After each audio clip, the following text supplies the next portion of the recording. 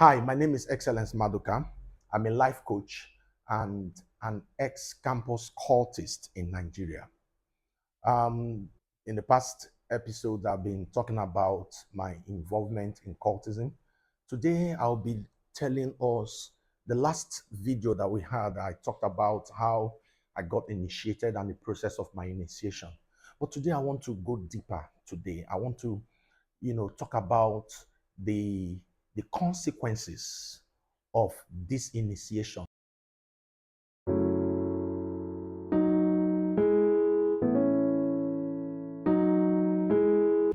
Now, one thing a lot of people don't understand is cultism is more of a spiritual thing than physical. Now, from that day that I, took that oath, from the day that we were made to take the oath, I told us in the last video how my thumb was slashed and they took, blood from my thumb and put it in a calabash where they mixed some concoction and gave every one of us, to drink, as we took this oath. Now, first of all, I need you to understand the consequence. The consequence of the blood oath. Now, number one, the Bible says that the life of the flesh is in the blood. So now each time your blood is involved, your life is involved. So during that initiation, as they took our blood, what they took was our life. We mortgaged our life to the devil, not just to the devil, not just our life, including that of posterity, our children unborn, because everything flows from the blood. So from that moment, as we took that oath, as I personally took that oath, I knew that something happened to me. My life, took another toll. Now, I don't know about other cults, but I know most cult group, they take the blood from from either part of the hand, maybe your thumb, but it has to do with your print. And I've come to understand that why the print, there are no two identical fingerprints. You cannot have somebody having the same fingerprint. So when they take your blood from any part of your hand, they are taking your identity. Your identity is recorded in the coven of the devil. And immediately after that, they'll begin to, anywhere you go, they will be able to trail you, they'll be able to identify you, because Satan right now is in control. So the moment you take that oath, the moment you give your body, your blood to the devil, already you have given your life to the devil. You no longer own yourself. You are no longer yourself. You are no longer free. Everything, Satan will want you to do everything at his beck and call. Satan will follow you up and ensure that you do his bidding at all times. So immediately after the initiation, as we're leaving the initiation ground, they told us that there is no going back. That is the biggest lie. That is that was the biggest lie they ever told us, that there is no going back. My brother, let me tell you, my sister, if you have been involved and they tell you there is no going back, there is. You can get out of it. I got out of it. Maybe soon we're going to be hearing how I was delivered and how I was saved. So immediately after my initiation, I went back to school.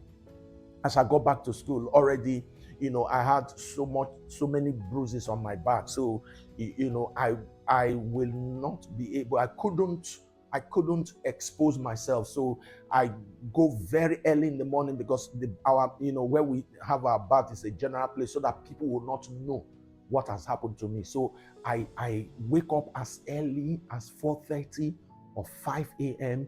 to take my bath before every other student will come. And that was what I went through for like a month or more. Even when I got home, I was always, even when it is hot, I will not dare take off my shirt, because I know that my parents will ask me what happened to me, and I didn't have any explanation to give. So after the initiation, things turned around. I lost my freedom. I could no longer, do things the way I want to. Those days they tell us that, you must carry out any assignment that they give to you. And they say duty is duty.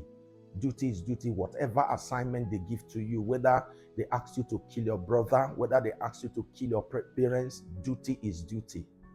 And I became a trant because I would no longer stay in class. Each time I want to go to class, there is one assignment or the other. Now, let me tell you the first assignment that was given to me. The first assignment that was given to me, and about 2 or 3 of us that were initiated, the same day.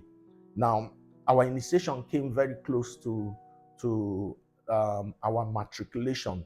So, okay, to matriculation. Then right now I'm already in second year, so our initiation came close to matriculation.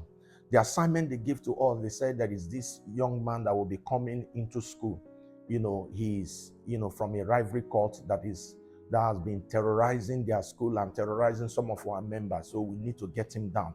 So the first assignment that they gave to me, he was to come for the immatriculation of his younger sister.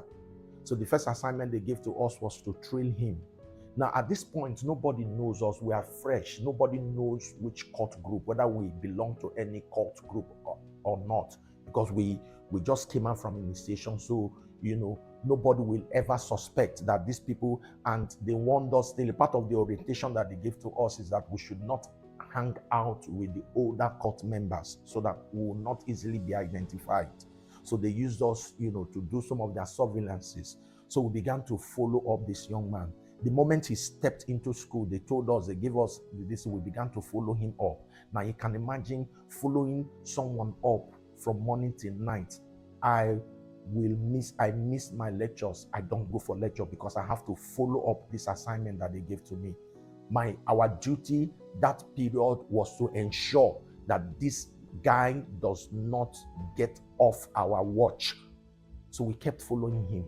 We kept training him. We began to, for like 2 days, because he came some days before the matriculation. So we began to follow him. We trained all his movement and everything. So we're giving back reports. Now, when we, finally, as we gave back, that report, they now began to plan to hit the young man. Please don't forget to subscribe to this channel. Like and comment. I'm going to come back to you in the next video. I will tell you what really happened to that young man. It was not funny. It was not funny.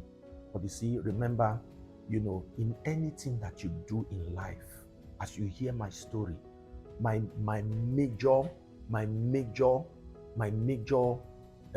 goal is for you to stand out in life.